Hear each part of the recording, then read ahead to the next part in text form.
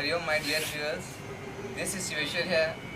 Welcomes you in your on YouTube channel See You Academy. Already मैं back pain के लिए, lower back pain के लिए 6 video upload कर चुका हूँ। ये 7वां वीडियो है। आप यदि किसी भी तरह के लोअर बैक पेन से सफ़र कर रहे हैं तो आपको ये वीडियो आपके लिए काफ़ी यूजफुल हो सकता है। 6 वीडियो, अगर आप 6 वीडियो देखेंगे तो उसमें मैंने सरल धनुरासन और धनुरासन बताया था। आज हम उससे आगे की बात करते हैं कि यदि आप इन 6 वीडियोस को देखने के बाद, प्रैक्टिस करने के बाद यदि आप रिलीफ फील कर रहे हैं तो फिर इन आसनों को उसमें ऐड करेंगे।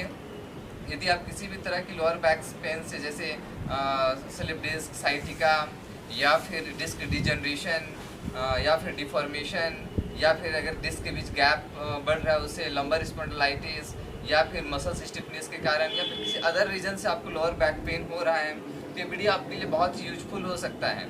आपको यदि आप इस वीडियो को पहली बार देख रहे हैं तो आप प्रैक्टिस करना चाहते हैं तो आपको करना क्या है कि पहले 1 to 6 तक वीडियोस को देखें और उसमें जैसे जैसे इंस्ट्रक्शन आपको दिया गया है, जो पोस्चर्स आपको बताए गए हैं, उन पोस्चर करने के बाद ये 7 वीडियोस में जो आपको बताया जा रहा है उनमें उसको ऐड कर देना है। तो आज हम इस सीरीज़ के 7th पार्ट में हम डिस्कस करेंगे अर्ध चक्रासन पे और अर्ध उष्ट्रासन पे, कि कैसे आपको अर्ध चक्रासन करना है, और उसमें 1-2 वेरिएशंस के विषय में भी हम बात करेंगे। उसके बाद अगले सीरीज़ में हम अर्धउष्ट्रासन और उष्ट्रासन का बात करेंगे। फिर आगे आगे जैसे सीरीज़ बढ़ती जाएगा मैं आपको बताऊंगा कि नेक्स्ट आपको किन किन आसनों को करना, उसमें ऐड करते जाना है। तो आज इस वीडियोज़ में सबसे पहले मैं बात करता हूँ कि आपको अर्ध चक्रासन करना कैसे है। अर्ध चक्रासन करने के लिए ये स्टैंडिंग पोस्चर है। अभी तक जितने भी मैंने वीडियोस बनाए हैं 6 पार्ट, उसमें आपको लेट के करना था, पेट के सहारे लेट के प्राउन पोस्चर में। लेकिन इस वीडियो में आपको करना क्या है, स्टैंडिंग पोस्चर। सबसे पहले आपको खड़े हो जाना है। खड़े होने के बाद दोनों हैंड्स को आप अपने लंबर के पास लेके आएंगे। रिस्ट जो है आपका लंबर के पास होगा, बिल्कुल दोनों स्पाइन के बगल में, और हथेली नीचे की और फिंगर्स नीचे की ओर होगा। पैरों के बीच कोशिश करें दोनों पैर को आपस में ज्वाइंट कर सकें और बैलेंस बना सकें तो बहुत ही अच्छा है। यदि आपको लगता है कि दोनों पैरों के बीच यदि आप बैलेंस नहीं बना सकते हैं ज्वाइंट करके, तो लिटिल बिट आप गैप रख सकते हैं। विथ प्रैक्टिस धीरे धीरे कोशिश करेंगे क्लोज लाने का। अब क्या करते हैं, दोनों हैंड्स को आप अपने लंबर के पास ले आएँ। इस अभ्यास को आप दूसरे तरीके से भी कर सकते हैं। ये आप पहले इस अभ्यास को आप देख लें, उसके बाद मैं आपको बताऊंगा। दोनों हैंड्स को लंबर के पास, बिल्कुल जॉइंट्स के लंबर के पास लेके आएंगे, वेस्ट के पास, हथेली नीचे की ओर, और एल्बो को बहुत ज़्यादा फैलने नहीं देंगे। एल्बो को आप क्या करेंगे, जितना उसके क्लोज रखने का प्रयास करेंगे, कमर बिल्कुल सीधा, और श्वास भरते हुए नी को भी बिल्कुल स्ट्रेट रखने का प्रयास करेंगे। नी बैंड ना हो उसका ध्यान रखेंगे। श्वास भरते हुए धीरे धीरे पीछे जाएंगे, जितना आपका बैक अलाउ करे पीछे जाने का प्रयास करें। इस अवस्था में आने के बाद थोड़ा होल्ड कर लें, श्वासों को सामान्य चलने दिया। प्रैक्टिस अच्छी है तो आप श्वासों को अंदर रोक भी सकते हैं।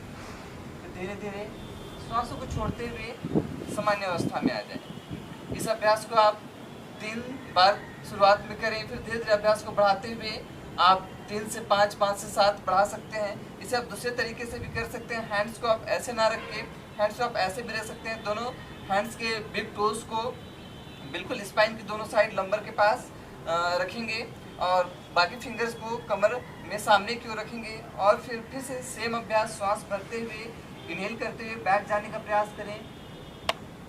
प्रैक्टिस अच्छी है तो श्वासों को रोकें, प्रैक्टिस अच्छी नहीं है तो नॉर्मल ब्रीथिंग चलने दें कुछ सेकेंड तक, 5 से 10 सेकेंड अपनी क्षमता के अनुसार रोकने का प्रयास करें। फिर श्वास छोड़ते हुए सामान्य अवस्था में आ जाएं।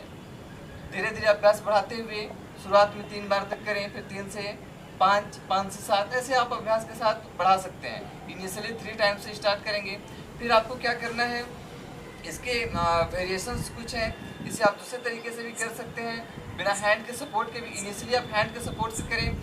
जब आपको लगे कि आप बिल्कुल कंफर्टेबल है करने में, किसी प्रकार का प्रॉब्लम आपको फील नहीं हो रहा है करने में, और पेन से आप रिलीफ फील कर रहे हैं, या तो पेन बिल्कुल बंद हो चुका है, तो इसको हैंड को वेस्ट पे ना रख के सामने की ओर रखेंगे। हैंड बिल्कुल स्ट्रेट, दोनों हैंड को जॉइंट करके रखेंगे। पैरों के बीच आप इनिशियली चाहें तो थोड़ा सा गैप रख सकते हैं, और लिटिल बिट, लगभग आधे से 1 फीट का गैप रखने का प्रयास करें, ज़्यादा गैप नहीं, लिटिल बिट गैप रखने के बाद दोनों हैंड को सामने बिल्कुल स्ट्रेट रखेंगे।